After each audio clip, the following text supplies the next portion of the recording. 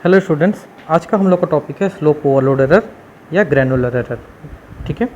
सो इन delta moderator दो type के error आते हैं, एक होता है स्लोप ओवरलोड एरर एंड दूसरा होता है ग्रैनुलर एरर। तो स्लोप ओवरलोड एरर क्या होता है, तो उससे पहले हम देखते हैं कि एक्चुअली डेल्टा मॉडरेटर काम कैसे करता है। तो इससे पहले क्लास में भी हम बहुत अच्छे से डेल्टा मॉडरेटर को पढ़ चुके हैं, जस्ट थोड़ा सा रिवाइज करते हैं। तो डेल्टा मॉडरेटर में लेट्स से ये कोई सिग्नल है एम, तो बेसिकली डेल्टा मॉडरेटर क्या करता है, कोई भी एनालॉग सिग्नल का एक अप्रॉक्सीमेटेड सिग्नल जनरेट करता है। एक अप्रॉक्सीमेटेड सिग्नल या एक स्टेयर के सिग्नल, जो अप्रॉक्सीमेटेड सिग्नल होता है वो एक स्टेयर के सिग्नल होता है। तो डेल्टा मॉडरेटर एनालॉग सिग्नल का एक अप्रॉक्सीमेटेड सिग्नल जनरेट करता है, मतलब उसके क्लोज एक सिग्नल जनरेट करता है, और ये अप्रॉक्सीमेटेड सिग्नल एक स्टेयर के सिग्नल होता है। सो कैसे जनरेट करता है, सो डेल्टा मॉडरेटर का आउटपुट, ठीक है, जो इनकमिंग सिग्नल है एम, वो डेल्टा मॉडरेटर के आउटपुट से कंपेयर होता है। अगर जो मेरा करंट इनपुट सिग्नल है वो डेल्टा मॉडरेटर के आउटपुट से ज़्यादा है, तो डेल्टा मॉडरेटर अपने आउटपुट में एक स्टेप साइज का इंक्रीमेंट करता है। अगर मेरा current input signal delta moderator के आउटपुट से कम है, तो मेरा डेल्टा मॉडरेटर अपने आउटपुट में मतलब अप्रॉक्सीमेटेड वैल्यू में एक स्टेप साइज का डिक्रीमेंट करता है। फॉर एग्जांपल लेट्स से यहाँ पे एक एम एक इनपुट सिग्नल है जो कि डेल्टा मॉडरेटर के इनपुट में आया हुआ है। स्टार्टिंग में डेल्टा मॉडरेटर का आउटपुट 0 है, ठीक है। After at time t s में डेल्टा मॉडरेटर अपने आउटपुट को मैसेज सिग्नल के साथ कंपेयर करता है, ठीक है। टाइम टी एस पे डेल्टा मॉडरेटर का आउटपुट मैसेज सिग्नल के जो वैल्यू है, ये वैल्यू इसके साथ कंपेयर होती है। देखिए ये वैल्यू अभी इतनी है और डेल्टा मॉडरेटर का आउटपुट ये है।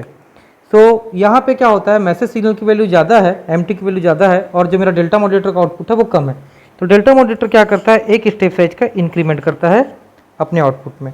क्लियर। नाउ ये डेल्टा मॉडरेटर का नया आउटपुट हो जाता है।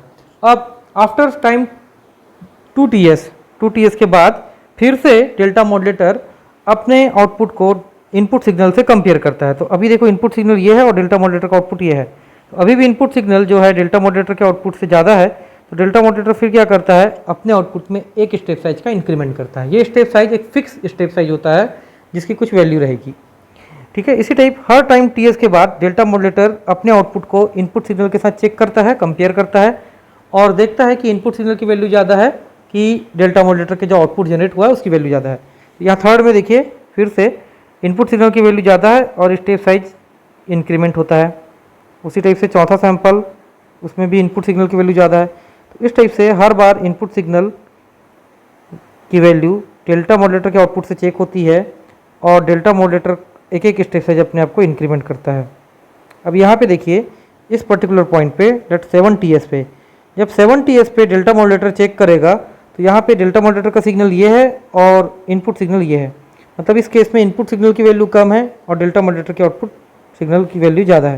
तो यहाँ पे डेल्टा मॉडरेटर एक स्टेप साइज अपने आप को डिक्रीमेंट करेगा। फिर नेक्स्ट वैल्यू यहाँ पे देखो, इस केस में इनपुट सिग्नल वैल्यू ज़्यादा है, डेल्टा मॉडरेटर की वैल्यू कम है, तो यहाँ पे फिर से डेल्टा मॉडरेटर एक स्टेप साइज का इंक्रीमेंट करेगा। इस टाइप से डेल्टा मॉडरेटर इस ओरिजिनल सिग्नल को, मतलब एनालॉग सिग्नल को के रिस्पेक्ट में एक approximated signal M Q of T generate करता है। तो M Q of T is approximated signal of M of T.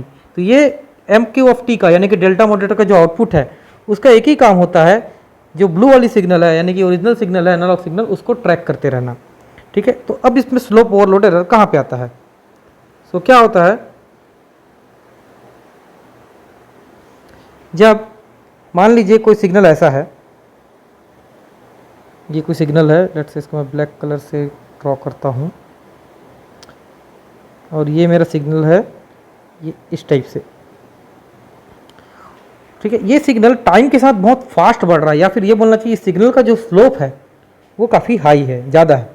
तो सिग्नल जो है टाइम के साथ बहुत तेज़ी से बढ़ रहा है। इसका जो ये रैम टाइप का सिग्नल है, इधर इनपुट में आप देखेंगे ये सिग्नल, तो इसका स्लोप काफ़ी ज़्यादा है। तो इस सिग्नल टाइम के साथ बहुत फास्ट वेरी कर रहा है। इस केस में मान लेते हैं इसके लिए मैं डेल्टा मॉडरेटर आउटपुट जनरेट करता है ये, और इसका डेल्टा मॉडरेटर का स्टेप साइज काफ़ी छोटा है, ये है डेल्टा मॉडरेटर का स्टेप साइज। तो डेल्टा मॉडरेटर क्या करेगा, हर टाइम टीएस पे, लेट्स राइट यहाँ पे टाइम टीएस पे इनपुट सिग्नल को कंपेयर करेगा current output of delta modulator के साथ, तो देखेगा कि डेल्टा मॉड्यूलेटर का आउटपुट छोटा है तो डेल्टा मॉड्यूलेटर एक स्टेप साइज इंक्रीमेंट करेगा। फिर टाइम टू टी एस पे इनपुट सिग्नल यहाँ पे है, डेल्टा मॉड्यूलेटर का आउटपुट यहाँ पे है, तो अभी भी इनपुट सिग्नल की वैल्यू ज़्यादा है, डेल्टा मॉड्यूलेटर का आउटपुट कम है, तो फिर से एक स्टेप साइज का इंक्रीमेंट होगा। फिर इस पॉइंट पे यहाँ पे इनपुट सिग्नल पहुँच गया, डेल्टा मॉड्यूलेटर का आउटपुट ये है, तो फिर से एक स्टेप साइज का इंक्रीमेंट होगा। इस पर्टिकुलर पॉइंट पे इनपुट सिग्नल यहाँ पे है, डेल्टा मॉड्यूलेटर का आउटपुट यहाँ पे है, तो फिर से एक स्टेप साइज इंक्रीमेंट होगा। उसी टाइप से इस पॉइंट पे फिर से एक स्टेप साइज इंक्रीमेंट होगा। इस टाइप से एक एक स्टेप साइज जो है वो इंक्रीमेंट होते जाएगा। हर पॉइंट पे डेल्टा मॉड्यूलेटर इनपुट सिग्नल के साथ अपने आउटपुट को कंपेयर करेगा। जैसे कि इस पॉइंट पे देखो ये जो इनपुट सिग्नल यहाँ पे है, डेल्टा मॉड्यूलेटर का आउटपुट यहाँ पे है, तो फिर से एक स्टेप साइज का इंक्रीमेंट होगा। तो जब तक सिग्नल की वैल्यू तक पहुँच नहीं जाता है तब तक इंक्रीमेंट होगा। फिर इस पर्टिकुलर पॉइंट पे डेल्टा मॉड्यूलेटर का ये आउटपुट यहाँ पे, सिग्नल यहाँ पे है, तो यहाँ पे एक स्टेप साइज डिक्रीमेंट होगा। नाउ इस पॉइंट पे अगेन इनपुट सिग्नल की वैल्यू कम है, डेल्टा मॉड्यूलेटर के आउटपुट सिग्नल की वैल्यू ज़्यादा है, तो फिर से एक स्टेप साइज का डिक्रीमेंट होगा। इस पॉइंट पे फिर से डिक्रीमेंट होगा। इस पॉइंट पे इनपुट सिग्नल ज़्यादा है, स्टेप साइज की वैल्यू कम है, तो एक इंक्रीमेंट होगा।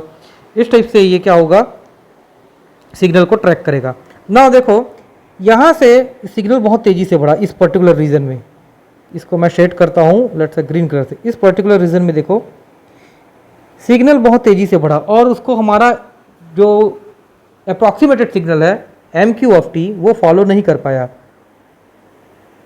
जब मैं इस एम क्यू ऑफ टी को लो पास फिल्टर से पास करूँगा तो लो पास फिल्टर इसके रिस्पेक्ट में जो सिग्नल जनरेट करेगा वो कुछ इस टाइप का दिखाई देगा।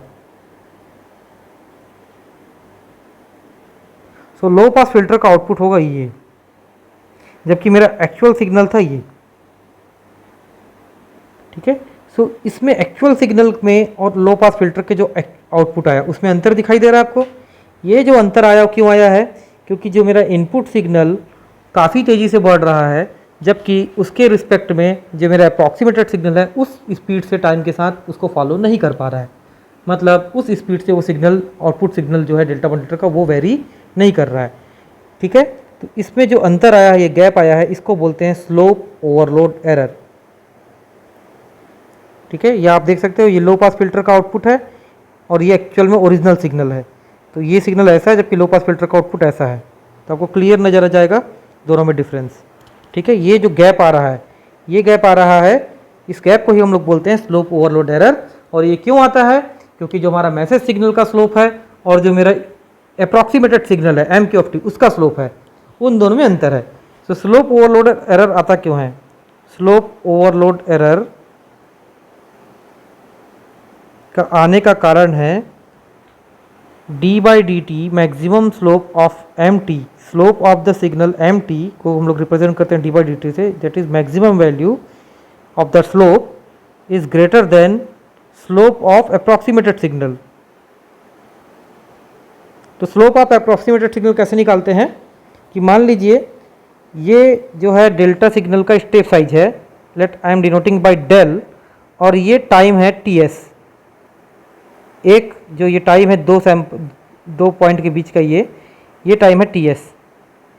ठीक है, तो slope of the delta signal होता है del by T s. Slope of the delta signal होता है del by T s, where del is the step size of the delta signal and t s is the sampling period. ठीक है, so slope overload error will occur, slope overload error will occur if slope of the message signal, maximum slope of the message signal is greater than slope of the approximated signal, that is del by ts. ठीक है, तो to avoid slope overload error, that is SOE, t by dt of mt, maximum slope of the message signal should be less than or equal to del by ts. So this is the condition to avoid the maximum slope overload error. ठीक है, तो this is called slope overload error. Now what is the granular noise? granular noise क्या होता है, तो देखिए slope overload error आता है, तो उस स्लोप ओवरलोड एरर को कम करने के लिए मैं यहाँ पे देखो स्लोप ओवरलोड एरर को कम करने के लिए मैं स्टेप साइज को अगर बढ़ाऊँ तो स्लोप ओवरलोड एरर कम हो सकता है। ठीक है, तो मान लेते हैं ये कोई सिग्नल है, ये सेम सिग्नल है ऐसा। इस केस में मैं क्या करता हूँ, स्टेप साइज बड़ा बड़ा रखता हूँ जिससे मैं सिग्नल में स्लोप ओवरलोड एरर कम कर सकूँ। तो ये जो सिग्नल का स्टेप साइज है वो मैं ऐसा रखता हूँ। अब देखो यहाँ पे स्लोप ओवरलोड एरर कम हो गया, स्टेप साइज की वैल्यू काफ़ी बढ़ गई, लेकिन इससे क्या प्रॉब्लम हो रहा है देखते हैं। देखो इसका जो आउटपुट होगा लो पास फिल्टर का वो ऐसा होगा।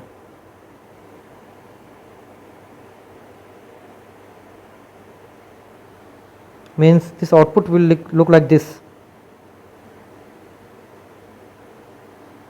सो क्या प्रॉब्लम आया, इनिशियल पार्ट जहां पे सिग्नल बहुत फास्ट वेरी कर रहा था वहां तो ठीक आया आउटपुट, बट जहां पे सिग्नल फ्लो था इस पार्ट में, वहां पे मेरा जो अप्रॉक्सीमेटेड सिग्नल है वो सिग्नल को फॉलो नहीं कर पाया, ट्रैक नहीं कर पाया, क्योंकि सिग्नल बहुत स्लो वेरी कर रहा था और मेरा स्टेप साइज काफ़ी ज़्यादा था, जिससे कारण ये लो पास फिल्टर उसको ऐसा आउटपुट दिया। ठीक है, लो पास फिल्टर ये जो पॉइंट्स हैं उनको कनेक्ट करके आउटपुट देता है, मतलब इस टाइप से आउटपुट देता है। लो पास फिल्टर का वेवफॉर्म, आप ये जो पॉइंट्स हैं उनको कनेक्ट करते जाइए तो आपको लो पास फिल्टर का आउटपुट मिलेगा। तो लो पास फिल्टर का आउटपुट ये आया है, मतलब जब सिग्नल वापस रिकंस्ट्रक्ट होगा तो ऐसा दिखाई देगा, जबकि एक्चुअल सिग्नल था ये ब्लैक कलर का जो है वो। ठीक है, सो ये जो एरर आता है उसको बोलते हैं ग्रैनुलर नॉइस। और ये क्यों आता है, क्योंकि स्टेप साइज मैंने बहुत ज़्यादा रख लिया है और मेरा सिग्नल जो है वो अप्रॉक्सीमेटली कांस्टेंट है, जब सिग्नल बहुत स्पीड से वेरी नहीं कर रहा है, उस केस में आता है ग्रैनुलर नॉइस। तो स्लोप ओवरलोड एरर को कम करने के लिए मेरे को स्टेप साइज बढ़ाना चाहिए, जबकि ग्रैनुलर नॉइस को कम करने के लिए मेरे को स्टेप साइज कम करना चाहिए। ठीक है, तो एक एग्जाम्पल लेते हैं। लेट अस कंसिडर कि कोई सिग्नल है m t A m cos 2 pi F M t. इस सिग्नल में स्लोप ओवरलोड एरर नहीं आने का कंडीशन क्या होगा, to avoid slope overload error d by D t of M t max should be less than del by T s, where del is the step size and ts is the sampling period. Okay, step size del जो होता है वो step size होता है, ts होता है sampling period. Now तो d by dt of mt, तो d by dt of mt am cos 2 pi fmt max, ये क्या होगा, इसकी वैल्यू होती है A M 2 pi F M into T, और कॉस का इंटीग्रेट ये हो जाता है, इसका डिफ्रेंशिएशन ये होता है sine 2 pi F M T something कुछ। ठीक है, सो मॉड ऑफ, एक्चुअली ये होता है mod of D by this mod. तो इसकी मैक्सिमम वैल्यू, तो मैक्सिमम वैल्यू कितनी होती है, ये तो खैर कांस्टेंट है, इसकी मैक्सिमम वैल्यू होगी, साइन की मैक्सिमम वैल्यू कितनी होती है, साइन की मैक्सिमम वैल्यू होती है 1, तो दिस वैल्यू होती है A M 2 pi F M T. तो to avoid slope overload error this value 2 pi F M T should be less than equal to del by T S, और we can write A M should be less than equal to del by T S 2 pi F M. ठीक है, del by T S 2 pi F M, this T will not come here. तो del by F M two, या इसको ऐसा लिख सकते हैं, sorry, A M should be less than equal to del upon into F S 2 pi F M. ठीक है, where F S is the sampling frequency, F S is equal to होता है 1 by T S. So this is the necessary condition for sinusoidal signal to avoid slope overload error, कि उसका amplitude इस value से ज़्यादा नहीं होना चाहिए।